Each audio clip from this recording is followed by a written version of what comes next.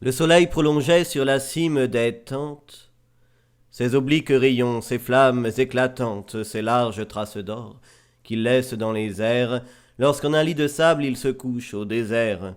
Le pourpre et l'or semblaient revêtir la campagne.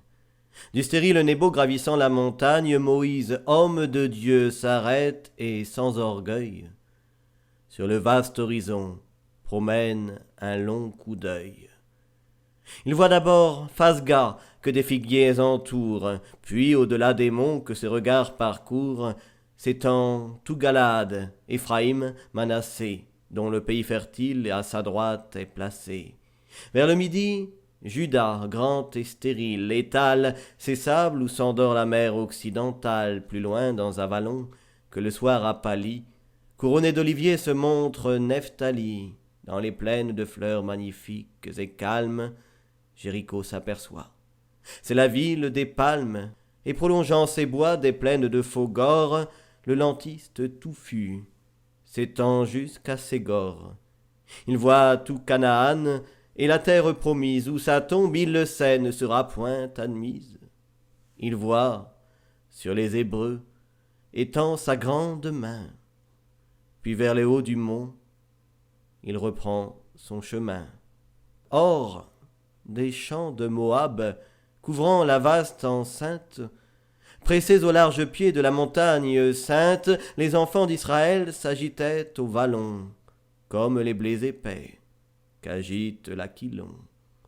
Des heures où la rosée humecte l'or des sables, et balance sa perle au sommet des érables, prophète centenaire, environné d'honneur, Moïse était parti pour trouver le Seigneur. On le suivait des yeux, aux flammes de sa tête. Et lorsque du grand mont il atteignit le faîte, lorsque son front perça le nuage de Dieu, qui couronnait d'éclairs la cime du haut lieu, l'encens brûla partout, sur les autels de pierre, et 600 000 Hébreux, courbés dans la poussière, à l'ombre du parfum par le sol doré, chantèrent d'une voix le cantique sacré.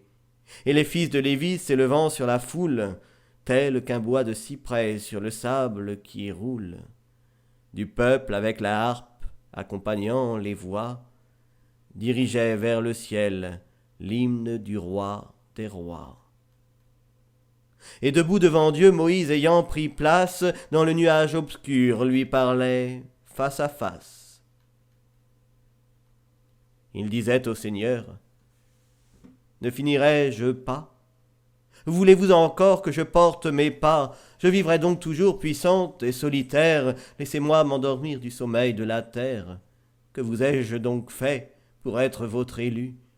J'ai conduit votre peuple où vous avez voulu, voilà que son pied touche à la terre promise, de vous à lui, qu'un autre accepte l'entremise. Au coursier d'Israël qui attache le frein, je lui lègue mon livre et la verge d'airain. Pourquoi vous fallut-il tarir mes espérances, ne pas me laisser homme avec mes ignorances, puisque du mont Horeb jusqu'au mont Nebo, je n'ai pas pu trouver le lieu de mon tombeau. Hélas, vous m'avez fait sage parmi les sages, mon doigt du peuple errant a guidé les passages, j'ai fait pleuvoir le feu sur la tête des rois, l'avenir à genoux adorera mes lois. Des tombes des humains j'ouvre la plus antique, la mort trouve à ma voix une voix prophétique, je suis très grand, mes pieds sont sur toutes les nations, ma main fait et défait les générations, hélas je suis Seigneur, puissante et solitaire, laissez-moi m'endormir du sommeil de la terre. Hélas, je sais aussi tous les secrets des cieux, et vous m'avez prêté la force de vos yeux, je commande à la nuit de déchirer ses voiles, ma bouche par leur nom, à compter les étoiles. Et dès qu'au firmament mon geste l'appela, chacune s'est hâtée en disant « Me voilà ». J'impose mes deux mains sur le front des nuages, pour tarir dans leurs flancs la source des orages. J'engloutis les cités sous les sables mouvants, je renverse les monts sous les ailes des vents, mon pied infatigable est plus fort que l'espace, le fleuve aux grandes eaux se range quand je passe, et la voix de la mer se tait devant ma voix.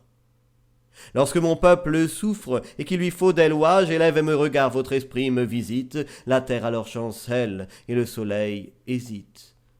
Vos anges sont jaloux et m'admirent entre eux. Et cependant, Seigneur, ne suis-je pas heureux? Vous m'avez fait vieillir puissante et solitaire, laissez-moi m'endormir du sommeil de la terre. Sitôt que votre souffle a rempli le berger, les hommes se sont dit, il nous est étranger, et les yeux se baissaient devant mes yeux de flamme, car ils venaient, hélas, d'y voir plus que mon âme.